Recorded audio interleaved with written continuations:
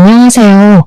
여러분들에게 아주 기가 막힌 사연을 소개해드리고 싶은 마음에 한달음에 이곳으로 달려온 30대 여자입니다. 제가 진짜 이 이야기를 어떻게 풀어내야 할지 정말 결혼 기간 동안 사건, 사고가 단 하루도 끊임없이 일어났기 때문에 제 머릿속도 뒤죽박죽입니다. 사연을 쉽게 풀어내고 싶은데 하고 싶은 말이 너무 많아서 어디서부터 손을 대야 할지 잘 모르겠습니다. 정말 이렇게 막막한 기분도 처음입니다.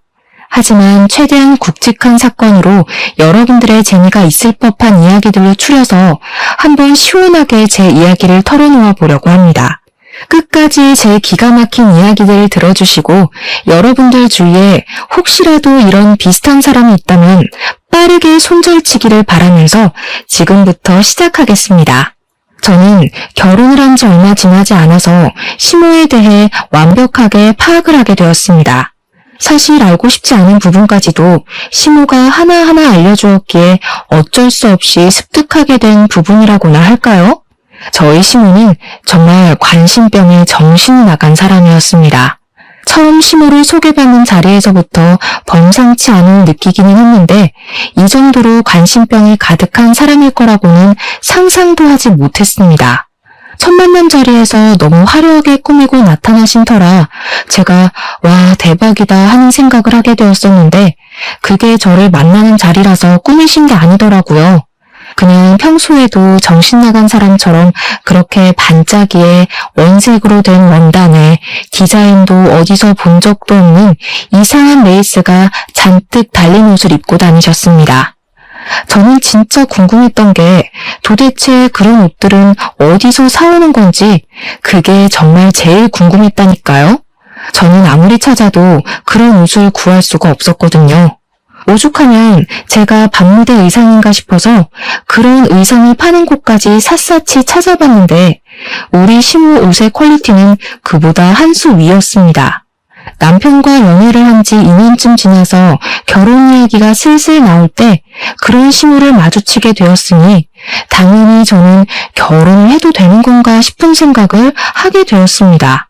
저런 시모와 함께 길이라도 걷는다는 걸 상상하니까 얼굴을 들고 다닐 수 없을 정도로 쪽팔림이 확 몰려왔거든요.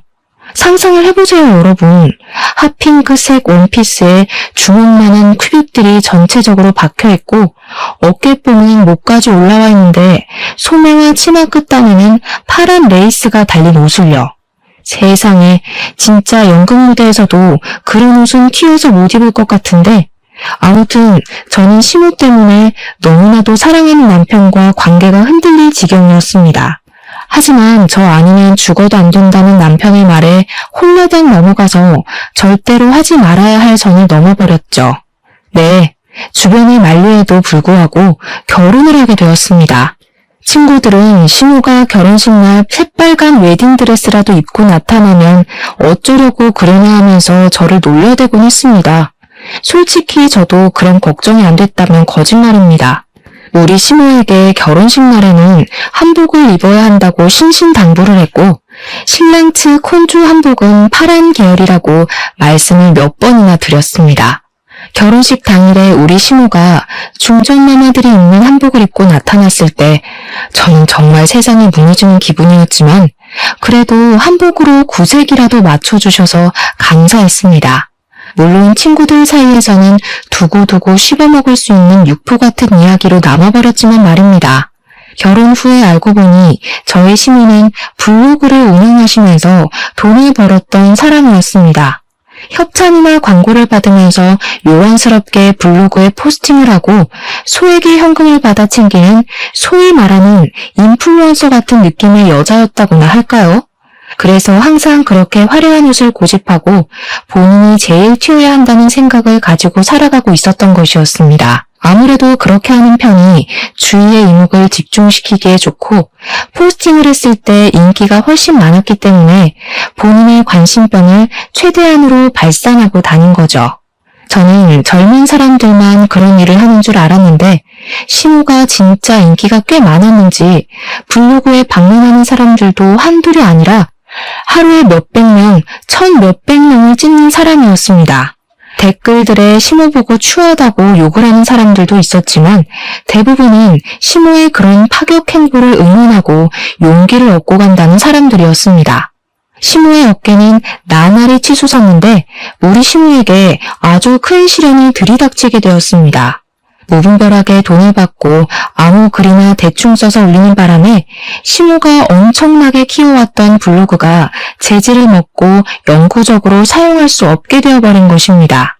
그 뒤로 시모는 사이트에 전화를 하고 항의를 하고 블로그를 돌려달라고 있는 힘껏 떼를 쓰면서 매달렸지만 개인의 부탁을 그리 쉽게 들어주겠습니까? 당연히 시모는 아무것도 돌려받을 수 없었고 열이 받는다면서 전혀 다른 사이트에서 다시 한번 SNS 인플루언서 활동을 하기 시작했습니다. 워낙 시모가 특이한 행색을 하고 있다 보니까 사람들이 시모를 알아보고 모여들기 시작했고 방문자 수는 금방 되찾을 수 있게 되었습니다. 사람들이 몰려들었으니까 우리 시모가 무슨 짓을 또 했을까요? 네, 상상하시다시피 또 물건을 팔기 시작했습니다. 이번에는 운영하던 SNS가 이전만큼 큰 곳이 아니다 보니까 시모가 더 마음대로 날뛰기 시작했고 불량품이 가득한 가정부터 시작해서 인증되지 않은 식품을 팔았습니다. 불량품을 팔고 환불을 안 해주는 것은 물론이고요. 인증되지 않은 식품 때문에 알레르기가 나거나 탈이 난 사람들이 한두 명이 아니었습니다. 그 사람들이 당연히 누구한테 따져 물었겠습니까? 시모한테로 연락이 쏟아졌지만 시모는 물건을 판 돈만 받아 챙기고 사후 관리를 하나도 해주지 않았습니다. 본인도 다른 업체를 통해서 물건을 팔았던 것이라고 하면서 본사를 통해서 연락을 하라며 나몰라라 하게 된 것입니다. 피해를 입었다는 사람들 한둘이 아니었고 그 사람들이 전부 시모에게 화를 내며 소송을 걸었습니다. 시모는 순식간에 피의자가 되었습니다. 소송을 당한 뒤에 과대 광고 및 불량품을 판 혐의로 벌금까지 물었는데도 불구하고 시모는 전혀 반성의 기미가 보이지 않았습니다. 물건을 판매하고 얻는 수익이 얼마나 되는지 아냐며 저와 남편에게 훈계를 하기까지 했고요. 별의별 사이트를 통해서 물건을 팔아치우기 시작했습니다. 밀려드는 주문에 시모의 휴대폰은 쉴 틈이 없을 정도였고 당연히 시모는 집안 살림에서 완벽하게 손을 떼고 사치품을 모으는 데에만 집중을 했습니다. 그런데 우리 시모가 법에서 얼마나 자유로운 사람처럼 굴었는지 글쎄 물건을 떼다 팔고 장사를 하면서 사업자 신고도 한 번 안 하고 돈만 챙긴 겁니다. 사겠다는 사람이 늘어날수록 현금 영수증을 끊어달라, 신용카드로 결제할 수 있게 해달라 하는 요구가 늘어났지만 시모는 모르쇠로 일관을 했습니다. 제가 시모에게 사업자 신고를 하는 게 좋지 않겠냐고 했더니 그러면 세금을 내야 하지 않느냐며 절대로 그런 방법으로는 돈을 벌 수 없다고 하더라고요. 한마디로 벌금으로 수백만 원을 내고도 정신 못 차리고 탈세를 하고 있었던 것이었습니다. 일부 고객들의 항의가 심해지고 시모에게 현금 영수증을 끊어달라고 요청을 했다가 차단을 당한 사람들이 또 한마음 한뜻으로 공정거래위원회에 고발을 한 겁니다. 당연히 국세청에서 시모의 자금에 대한 신고를 받고 조사를 하기 시작했고요. 몇 번이 아니라 몇 년 동안 탈세를 한 것이 밝혀지고 말았습니다. 당연히 세금을 거둘 수 있는 빌미가 생겼으니 국세청에서도 시모에게 벌금 내놔, 세금 내놔 하지 않았겠습니까? 한두 번이 아니라 몇 년치의 세금을 때려맞다 보니까 시모에게 정말 어마어마한 벌금이 내려지게 되었습니다. 시모는 갑자기 쏟아지는 벌금에 놀라서 시부에게 저와 남편에게 도움을 요청했지만 저희가 사실 도와줘야 할 의무가 없지 않겠습니까? 돈도 없었고요. 시모는 어떻게 가족끼리 이렇게 등을 질 수 있냐고 노발대발 하셨는데 그동안 벌었던 돈으로 저희에게 밥 한 번 사주신 적이 없는 분이 너무한 건 아닐까요? 오죽하면 나름 효자인 우리 남편까지도 시모한테 그거는 못 도와준다면서 벽을 딱 치고 연락도 받지 않더라고요. 시모는 억울해하면서 시부에게 도움을 요청했는데 그동안 시모가 하고 다니던 행색도 블로그를 운영하는 것도 마음에 들지 않았던 시부가 쌓아온 것들을 터뜨리셨습니다. 내가 쪽팔린다고 그런 식으로 행동하고 다니지 말라고 몇 번을 말했어. 내가 진짜 당신이 하는 짓에 진절머리가 난다. 아주 꼴도 보기 싫다고. 아니, 당신은 어떻게 마누라한테 그런 소리를 할 수가 있어? 내가 뭐 알았으면 잘했겠지. 모르니까 실수할 수 있는 거 아니야. 도와주라고. 내가 평생 돈 벌어다가 생활비 주고 부족하지 않게 해줬는데 굳이 그런 짓을 해가면서 돈을 벌어야 하는 이유가 뭐야? 사치 때문 아니야. 시부와 시모의 싸움은 줄어들 기미가 보이지 않았고 결국에는 시부가 시모에게 이혼을 선언하셨습니다. 시모는 처음에 시부가 진짜 이혼 도장을 찍을 거라 생각을 하지 못했는지 당당하게 이런 허위함을 감싸주지 못하는 남자랑은 더 이상 살 이유가 없다며 이혼을 하겠다고 하셨습니다. 하지만 시부는 순도 100%의 진심이었고 오기로 버티던 시모는 결국 시부와 이혼을 하게 되었습니다. 이혼을 말리던 저희도 시부의 단호한 말에 어쩔 수 없이 수긍을 했습니다. 시부와 시모가 이혼을 하던 날 시부의 표정이 얼마나 홀가분하던지 진짜 자유를 찾은 사람처럼 보였달까요? 이 모든 일이 제가 결혼한 지 3개월 만에 일어난 일이었습니다. 진짜 제가 그 3개월 동안 하루도 빠짐없이 터지는 사건 사고에 탈모가 찾아올 지경이었습니다. 물론 남편에게 그동안 시부가 얼마나 마음고생을 했는지 화려한 간신병 시모를 데리고 다니면서 얼굴을 들고 다니지 못한 날이 얼마나 많았는지 다 전해 들었었습니다. 솔직히 속으로는 언젠가 시부와 시모가 이혼을 하지 않을까 하고 생각을 하기도 했었습니다만 그게 3개월 만에 일어나게 될 줄은 전혀 몰랐습니다. 저희 부모님께 어떤 식으로 시부모의 이혼을 전해야 할지도 모르겠고 정말 쪽팔려서 이걸 꼭꼭 숨겨야겠다고 생각하기도 잠시 저에게 아주 기가 막힌 일이 터졌습니다. 그건 바로 시부가 시모를 무일푼으로 자기 집에서 나가라며 쫓아낸 바람에 오갈 곳 없는 시모가 저희 집으로 찾아와서는 당당하게 방을 내놓으라고 하신 겁니다. 어느 날 갑자기 찾아온 시모는 저에게 재앙을 가져다 주었습니다. 도대체 그동안 벌었던 그 많은 돈들이 다 어디로 사라졌는지 궁금했다니까요. 아무튼 저는 당황해서 시모에게 오셔도 왜 우리 집에 오시냐고 했더니 시모가 그러더라고요. 내가 뭐 못 올 때 왔니? 내 아들이 사는 집에서 같이 살겠다는데 뭐가 문제냐고. 시모는 자연스럽게 잔뜩 들고 온 짐을 어디다 풀어야 하냐고 물어보셨고 저는 그런 시모를 멍하니 바라보고 있는데 남편이 대뜸 옆에서 짐을 가져가더라고요. 작은 방에서 지내는 게 좋겠다면서 그 무거운 짐을 턱턱 들어서 작은 방으로 옮기고는 시모 덮고 잘 이불을 가져오라는데 제가 무슨 소리를 들은 건가 싶었습니다. 시모는 5개월 만에 벌어진 일이라 저는 일단 아무런 대처도 할 수 없었습니다.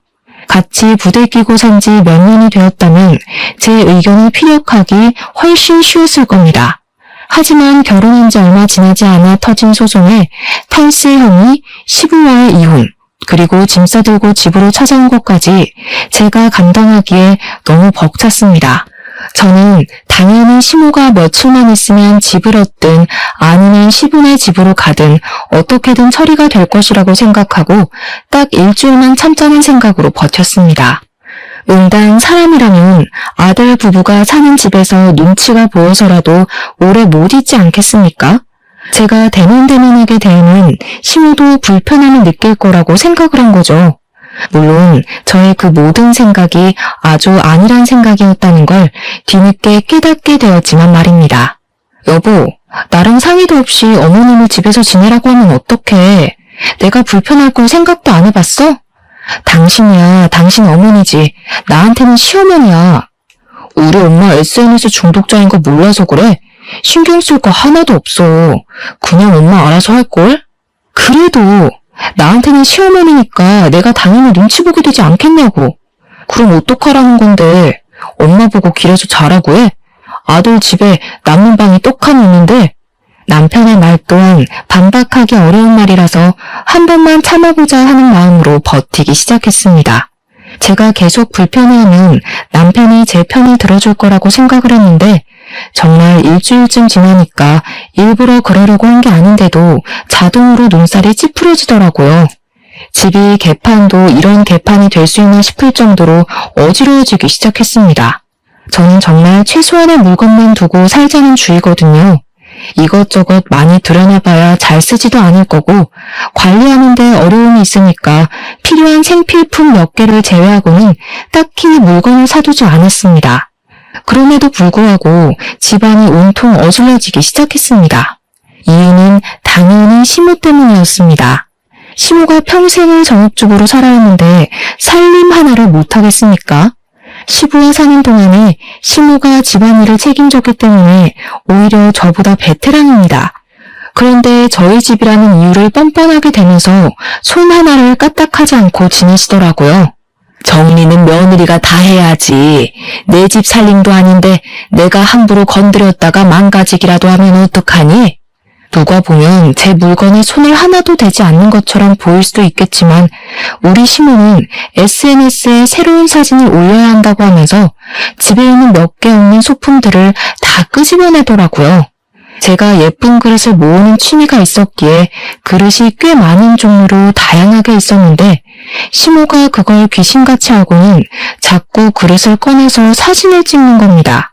그냥 자기가 새로 산 화장품이라며 거짓말을 치고 협찬 사진을 올릴 때에도 제가 모은 비싼 그릇을 꺼내놓고 사진을 찍는 게 아니겠습니까?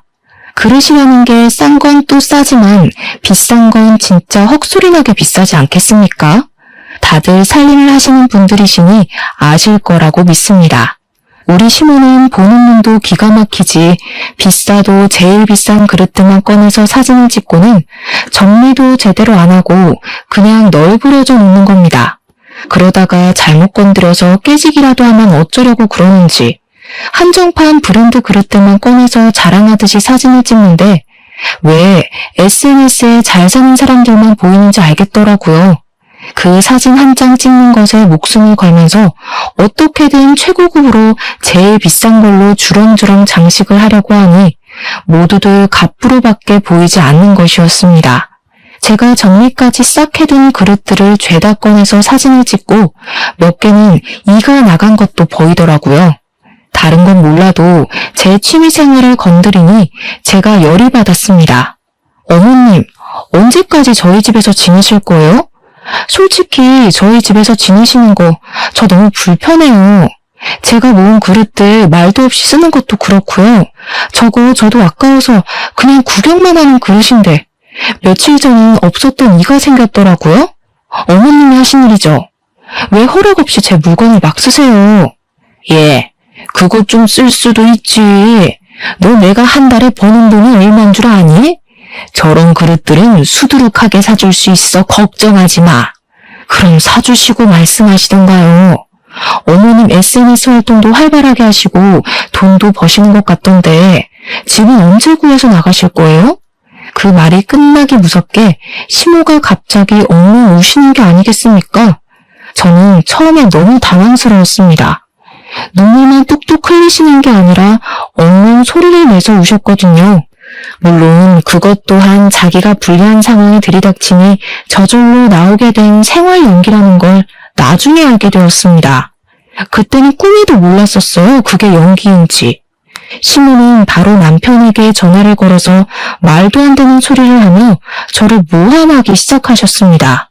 그것도 제가 보는 앞에서 천연덕스럽게 없는 말을 지어내시더라고요. 예, 아들아.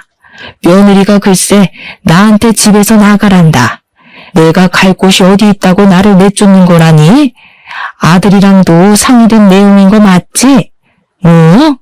며느리 혼자 독단적으로 결정을 한 거라고? 아이고, 내가 서러워서 살겠나? 나가 죽어야지. 그날 저녁에 퇴근하고 돌아온 남편이 저를 붙잡고 성질을 팍팍 부리는 겁니다. 그도 그럴 것이 시모가 틈만 나면 남편에게 전화를 걸어서 며느리가 나를 내쫓는단다, 나보고 나가란단다, 나는 어디서 먹고 자냐면서 난리를 쳤거든요. 우리 엄마 보고 집 나가서 살라고 했어? 어떻게 우리 엄마한테 그런 소리를 할 수 있냐? 우리 엄마가 불쌍하지도 않아? 돈도 잘 버시는 것 같은데 집 언제 구하실 거냐고 물어본 거야. 나가라고 한 적 없어. 그리고 불쌍? 눈치 보면서 하루 종일 집 치우는 나는 안 불쌍하니? 너한테나 너네 엄마지. 우리 엄마가 만약 이런 상황이었으면 사위 눈치 보여서 집에 찾아오지도 않았을 거야.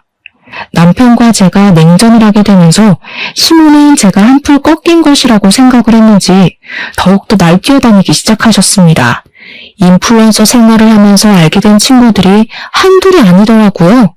그 친구들이랑 무슨 술을 그렇게 허구한 날 마셔대는 건지 아들 집에서 산다는 자각이 없으신 것 같았습니다. 술을 마시고 뭐 밤 10시, 11시에 들어오면 저도 시모가 스트레스 풀려 나가는구나 하고 말겠죠. 근데 매번 새벽 2, 3시에 들어오시는 게 아니겠습니까? 도대체 친구분들도 뭘 하시는 분들인 건지 그 시간이 되도록 집 밖에 싸돌아다닌다는 게 말이 됩니까? 그것도 나이도 지긋하신 분들이. 더 기가 막힌 건 말입니다. 우리 시모의 술버릇이 고성방가를 지르는 것이랍니다.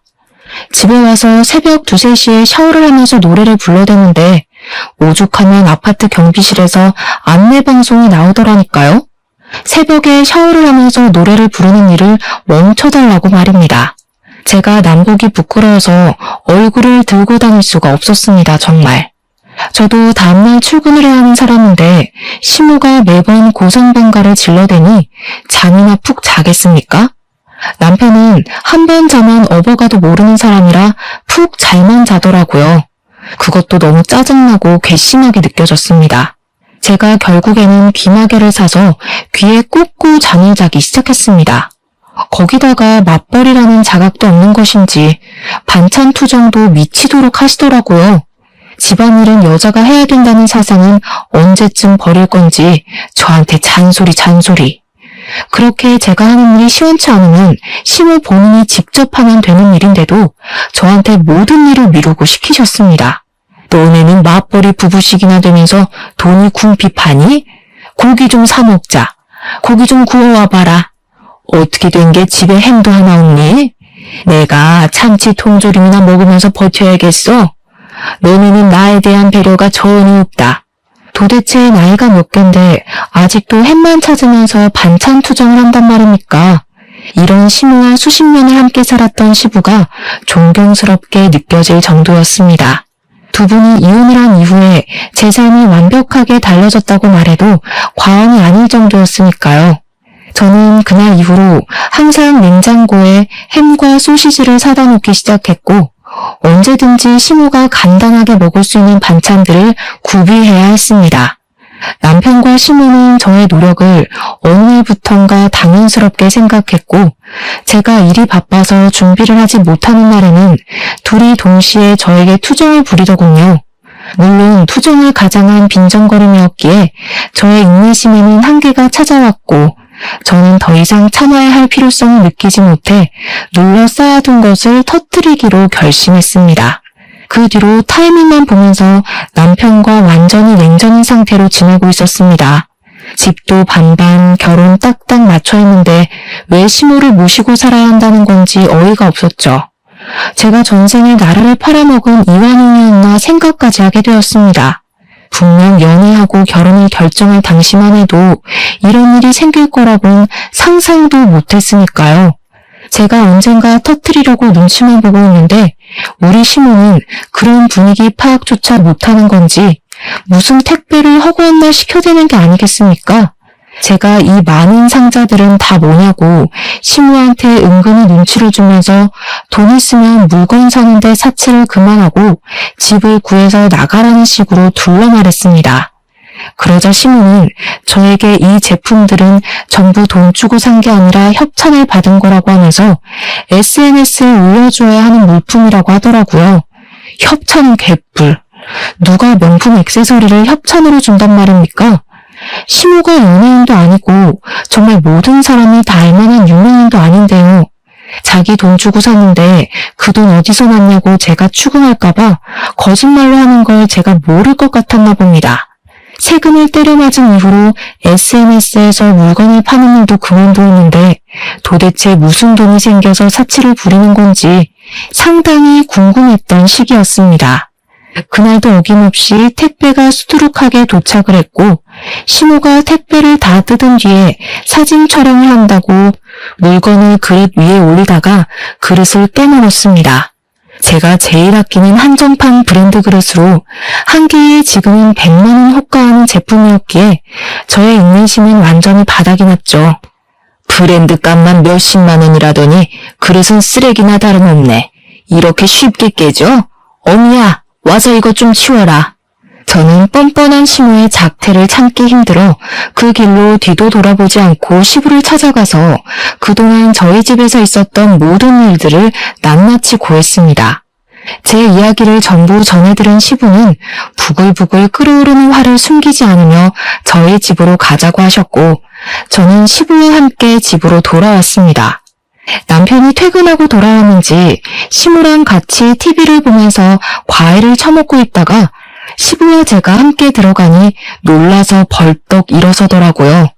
시모가 시부를 보고 입을 삐죽이면서 여기는 왜 왔냐고 물어보며 은근히 다시 집으로 불러주기를 기대하는 것 같았습니다. 이 망할 요 팬네가 이혼할 때 내가 애들한테 민폐 끼치지 말고 원룸이라도 얻어나가라고 보증금 줬어 안 줬어? 근데도 이런 짓을 해? 응? 아들 부부 보기 부끄럽지도 않아? 허구한 날 사고만 치고 도대체 그 보증금은 어디다 썼길래 여기서 이러고 있어? 아들 부부까지 이혼시키고 싶은 게야 지금? 알고 보니까 이혼을 할 당시에 시부가 집을 나가라고 하면서 시모에게 원룸 하나를 얻을 수 있는 보증금 3천만 원을 줬다는 겁니다. 그렇게 좋아하는 SNS 장사를 하든 말든 마음대로 하라고 이 돈 받고 끝나는 거라고 하면서 저희 부부의 집에 민폐를 끼치지 말라고 신신당부를 했대요. 하지만 시모는 그런 모든 걸 싹 입씹고는 그 3천만 원으로 되지도 않은 사치를 해대면서 저희 집에 눌어붙고 있었던 것이었습니다. 시부가 저희 집에 와서 제가 앓던 속까지 시원하게 긁어주시는데 시모가 당황한 건지 뭔지 아무 말도 하지 않고 가만히 있더라고요. 시부가 당장 나오라고 끌고 가려고 하는데 시모가 저를 표독스럽게 째려보면서 화를 내는 게 아니겠습니까? 이거 완전히 여유가 따로 없네. 내가 며느리를 잘못 봐도 한참 잘못 봤어. 곰인 줄 알았더니 꼬리 9개 달린 구미호잖아. 뭐라고요? 그게 지금 며느리한테 하실 말씀이세요? 저는 어머님이 왜 이혼당했는지 이제야 정확히 알겠네요. 이년이 뭐가 어쩌고 어째? 시엠이 무서운 줄 모르고 지금 뭐라고 한 거니? 내가 이혼을 당한 게 아니라 이혼에 협의를 한 거야. 누구한테 명령거리는 거예요? 우리 집에 와서 어머님이 한 게 뭐가 있어요? 청소를 한번 해줬어요? 빨래를 한번 해줬어요? 제 그릇 깨먹고 저보고 치우라고 하셨잖아요. 우리 집에 와서 어머님이 산 짐들 좀 보세요. 산더미예요, 산더미. 도대체 저 커다란 운동기구는 사진 한 번 찍고 하지도 않을 거면서 왜 산 거예요? 갖다 팔아버려요. 제가 그동안 쌓아두었던 속갯말을 전부 쏟아내자 시부는 옆에서 제 말을 거들면서 저 정신 나간 옆했네 하면서 같이 화를 내주셨습니다. 시부가 든든하게 제 편을 들어주니까 저도 쉬지 않고 시모에게 따지고 들었는데 갑자기 제 남편이 제 등짝을 때리면서 시모 편을 드는 게 아니겠습니까? 너 지금 우리 엄마한테 무슨 말버릇이야? 너 지금 나 때렸어? 너랑은 더 이상 못 살겠다. 짐 싸서 나가. 제가 짐을 싸서 나가라고 하니까 시모랑 남편이 알박기를 시전하는 것이 아니겠습니까? 자기들이 왜 나가야 하냐면서 반반 결혼한 걸 운운하며 못 나가겠다고 하더라고요. 시부는 그런 시모를 끝까지 쫓아내려고 했지만 시모가 이미 남인 사이에 뭘 참견을 하냐면서 시부에게 당장 나가라고 되려 큰 소리를 쳤습니다. 화가 머리끝까지 난 시부는 시모와 실랑이를 벌이다가 결국 화를 참지 못하시고 먼저 시댁으로 돌아가셨고요. 저는 2대1의 싸움을 시작했습니다. 남편과 저는 네가 나가라, 아니다 네가 나가야 된다 하면서 싸우다가 결국 의견을 좁히지 못했습니다. 나는 둘이고 너는 혼자니까 네가 나가. 친정에 가면 되잖아. 반반 결혼했는데 내가 왜 나가? 아버님이 어머님한테 준 돈으로 원룸 얻어서 나가. 한참을 싸우다가 서로 지고 싶지 않고 억울하고 싶지 않은 마음에 완벽하게 집을 반으로 갈라서 생활하기로 협의를 보았습니다. 안방은 제가 쓰고 안방 화장실도 제가 쓰기로 했습니다. 거울 화장실이랑 작은 방 2개는 남편과 시모가 쓰는 것으로 협의를 보았습니다. 거실 소파도 딱 반, 부엌도 딱 반으로 갈라서 쓰기 시작하고 네 물건이다 내 물건이다 하나하나 따지면서 시끄럽게 살기 시작했습니다. 저는 오히려 편하더라고요.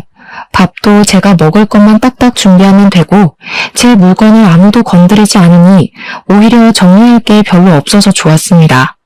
그렇게 말도 안 되는 냉전 상태로 버티기를 3주쯤 지났을 때였습니다.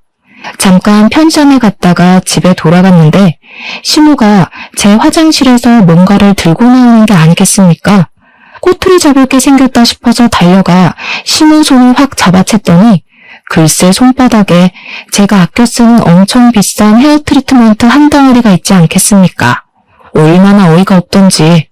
그렇게 사치를 즐기면서 헤어 트리트먼트 살 돈은 없는 건지 싶어서 제가 비웃음이 피식 흘렸습니다.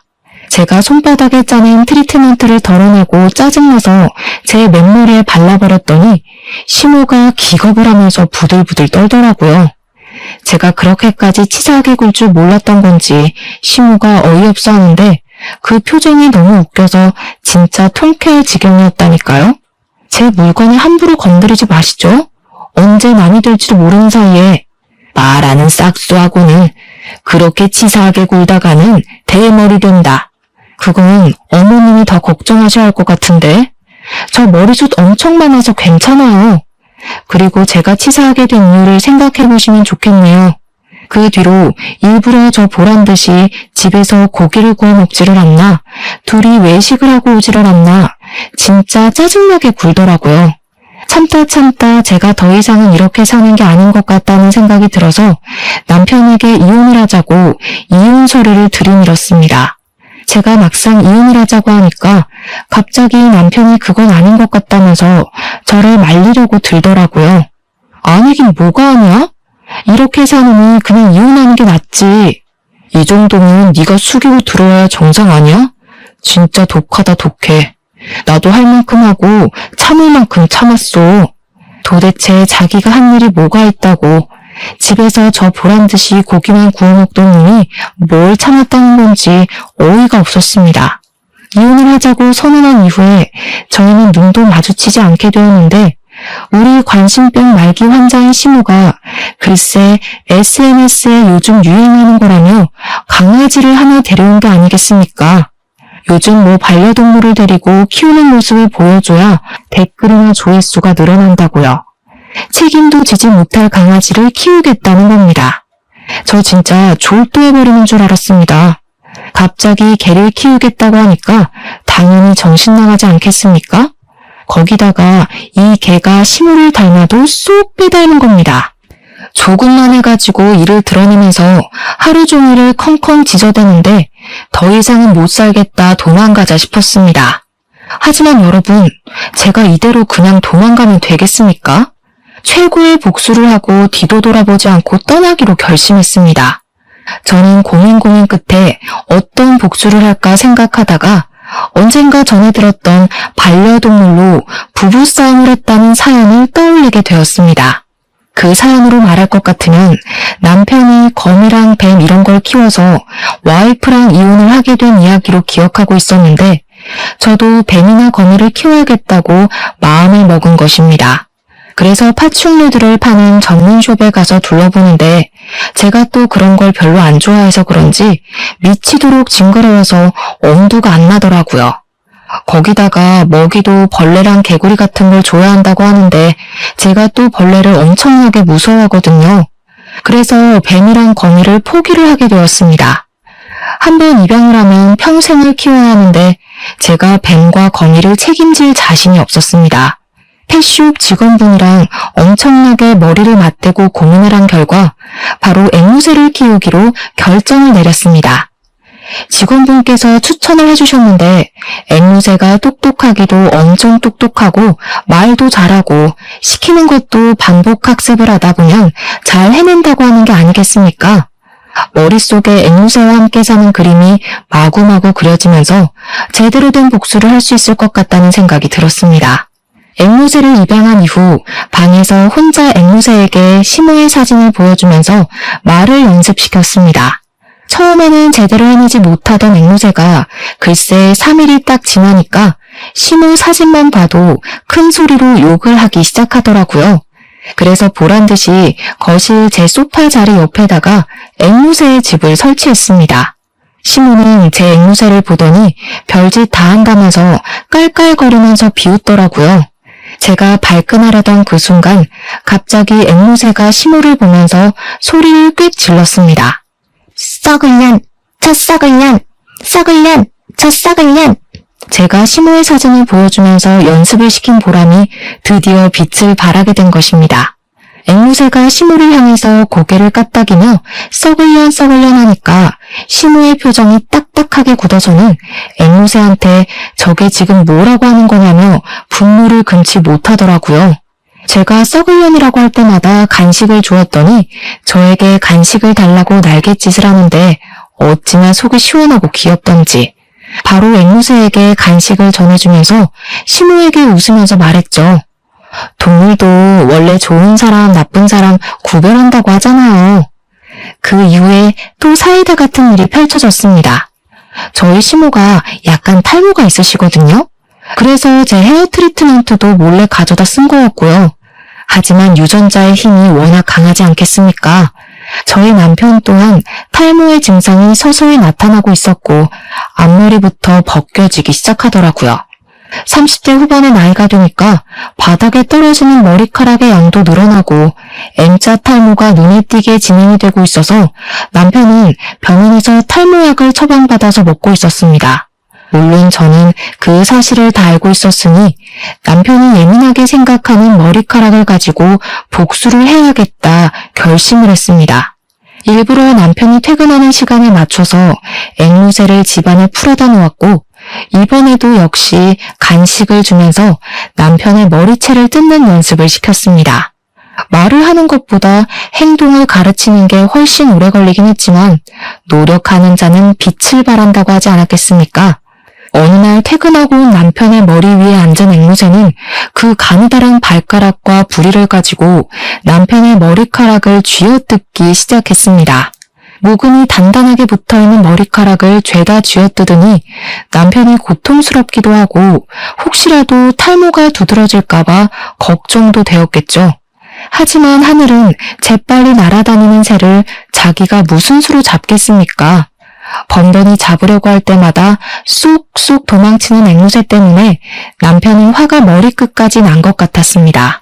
진짜 어찌나 통쾌하고 기분이 좋던지 세상을 살면서 이렇게 기분 좋은 복수를 해본 적도 없는 것 같습니다. 남편이고 시모고 할 거 없이 앵무새에게 화만 내니까 우리 앵무새도 자기를 예뻐하는 주인을 알아보지 않겠습니까? 시모만 보면 썩을려나고 남편만 보면 머리를 쥐어뜯으니까 시모랑 남편이 드디어 앵무새를 치우라고 하더라고요. 어머, 반려동물을 어떻게 쉽게 파양하나요? 여기 반절은 제 집인데 제가 열심히 키울 거예요. 내가 저 망할 앵무새 때문에 머리가 다 아프다. 내가 개를 키워서 반항심에 키우는 거면 개를 지방에 있는 내 동생 집으로 보내마. 시모는 정말 앵무새가 싫었는지 다음날 바로 충청도에 있는 이모님을 불러서 강아지를 보내버리셨습니다. 하지만 제가 확답을 했던 것도 아니고 왜 앵무새를 다른 집으로 보내야 하나요? 저는 그런 시모와 남편을 무시하고 새를 계속 키웠습니다.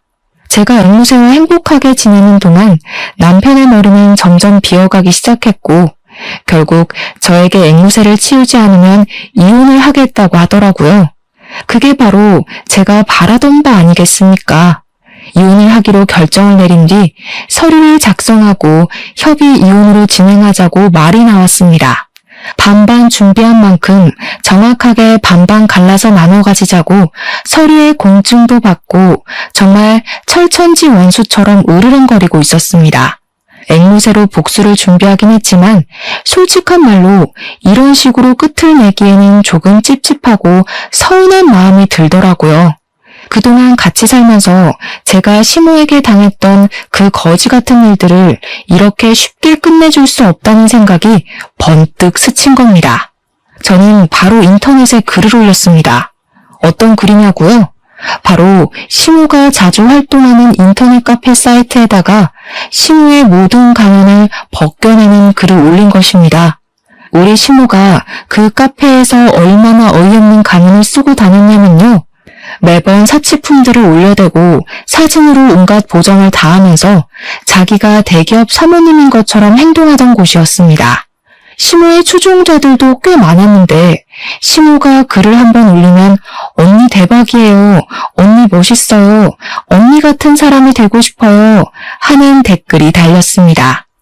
저는 당연히 우리 시모의 추악한 본 모습을 보여주겠다는 일념 하나로 엄청나게 상세한 저격글을 올렸습니다. 우리 시모 아이디 땡땡동 사모님을 고발합니다 라는 제목으로 글을 올렸더니 게시한 지 30분도 되지 않아서 몇백 명이 있더라고요. 우리 시모를 고발합니다. 이혼당하고 시부가 원룸이라도 얻어서 나가라고 준 돈을 꿀꺽 사치품 사는 데 사용했습니다. 아들 부부 집에 쳐들어와 자기 마음대로 방을 차지하고는 이래라 저래라 감나라 배나라 하네요.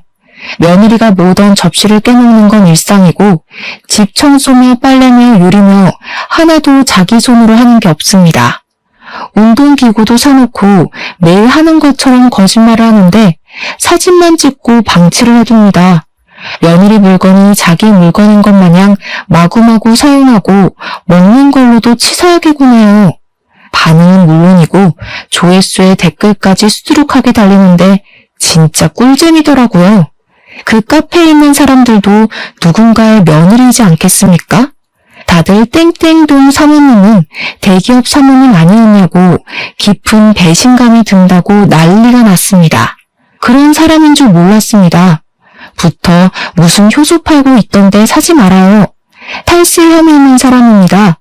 그 사람 사업자도 없어요. 등등 제대로 터졌습니다. 시모는 그 글로 인해서 인터넷 카페에서 추방을 당하게 되었고 저에게 명예훼손으로 신고를 하겠다고 노발대발했습니다. 마음대로 하세요, 어머님. 어머님 탈세 맞잖아요? 제가 공익을 위해 제보를 한 건데 뭘. 벌금 나와봐야 얼마 안 나와요. 마음대로 하세요.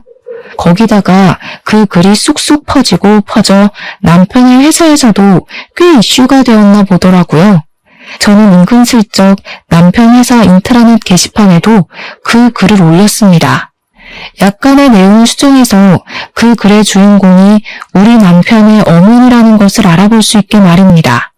슬쩍 남편이 제 편을 들지 않았던 것까지 추가를 하니 우리 남편 이미지도 완전히 나락으로 떨어졌습니다. 속 시원한 복수를 하고 나서 저에게 달려드는 그 둘을 완벽하게 제지하고 저는 이혼을 했으며 정확하게 반반 나눠 재산을 챙겼습니다. 시모랑 남편은 그 반을 가지고 어디서 뭐라고 사는지 모르겠지만 이제 분풀이할 대상도 없고 부려먹을 대상도 없으니 둘이 치고받고 싸우겠죠? 똑같은 모자 관계에는 틀림없으니 오래오래 행복하진 못할 것 같습니다. 저는 솔로가 되어 요즘 제가 하고 싶은 거 다 하고 먹고 싶은 거 다 해먹으면서 행복하게 살고 있습니다. 자유라는 게 이렇게도 기분 좋은 것이더라고요. 이혼한 거 하나도 후회되지 않습니다. 앞으로도 제 인생 잘 밝히며 살도록 하겠습니다. 감사합니다.